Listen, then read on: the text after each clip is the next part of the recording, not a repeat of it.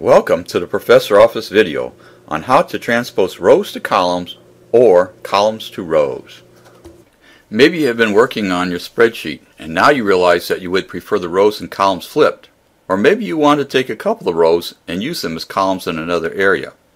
There are two ways to flip-flop the rows and columns in Excel. One way is to use the Transpose Paste, the other is to use the Transpose Function. Which one you use depends upon the results you want. We will first look at the Transpose Paste. Select the range you want to transpose, then press Ctrl+C to copy the range to the clipboard. After you have copied the range, you will need to select a cell where you want the transpose copy to start. Next, you will need to select the Paste menu item. Click the last button in the Paste group. This is the Transpose button. You can see that the new range has 5 rows instead of 3, and now it has 3 columns instead of 5. Now you can press the Escape button to unselect the range. If you transposed your range using Transpose Paste, then changing a value in the original range will have no effect on the pasted range.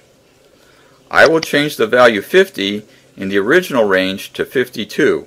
Notice that the value remains 50 in the pasted range. Next, we will use the Transpose function. When using the Transpose function, you need to first select the range where you want the transposed rows and columns to be located. When you start typing after selecting a range, what you type will go into the first selected cell. But be careful, if you click on a cell, the range will be deselected. Type the equal sign to start the formula, then type TR. The IntelliSense highlights the Transpose function. Press the Tab key to select the Transpose function. Now you can select the range you want to transpose.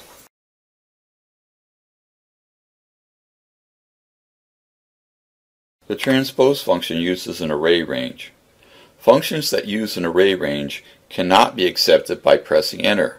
Instead, you must enter Ctrl plus Shift plus Enter.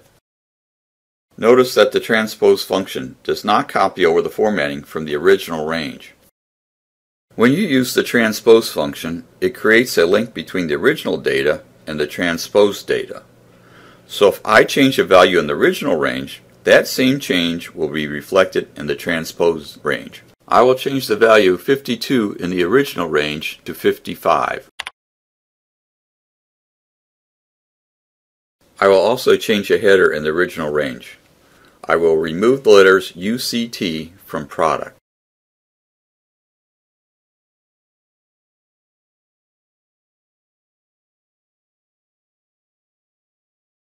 Making any change to a value in the original range when using the Transpose function is a one-way street. You cannot make any change or deletions to the values in the range created by the Transpose function. Thank you for watching this video. If you would like more information on Microsoft Office, including Visual Basic for applications, then visit us at ProfessorOffice.com.